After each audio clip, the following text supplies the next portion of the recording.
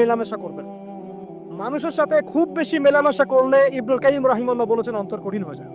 কারণ মানুষ আপনাকে গীবত করাবে, হ্যাঁ, মানুষ খারাপ কাজে নিয়ে যাবে, বেফাস কথাবার্তা বলবেন, হয়তো বেফাস কাজ করবেন, ফুজুল কি বাদ করবেন, এগুলো করতে গিয়ে আপনি দেখবেন অন্তর কঠিন হয়ে গেছে। এত বেশি মানুষের সাথে মেলামেশার দরকার নাই, প্রয়োজন যতটুকু অতটুকু করবেন। ঠিক আছে, আল্লাহ পাক তৌফিক দান করুন, আমিন।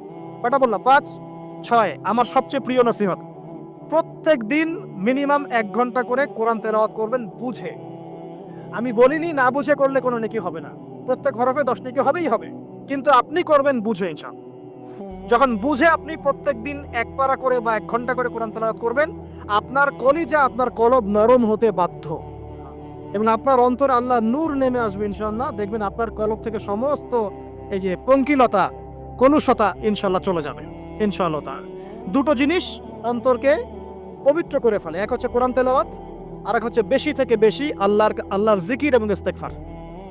তো কোরআন তেলাওয়াত বাড়িয়ে দেন, আল্লাহ পাক সবাইকে কোরআন তেলাওয়াত করার তৌফিক দান করুন, আমিন।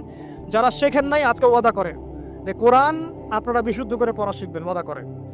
আগামী রমজান আসার আগেই 1 খতম দেওয়া চাই, পারবেন? এবং কোরআনের চর্চা বাড়িয়ে দিবেন, প্রত্যেক দিন কিছু করেন না করেন কোরআন তেলাওয়াত করতে হবে, ঠিক আছে? আল্লাহ পাক তৌফিক ইনায়াত করুন, আমিন। আর বুঝে পড়ার চেষ্টা করবে। একটা সহজ তাফসীর বলে দিই, মারিফুল কোরআন বাসায় আছে না? মারিফুল কোরআন তাফসীর ইবনে কাসির বাসায় নাই? জালালাইন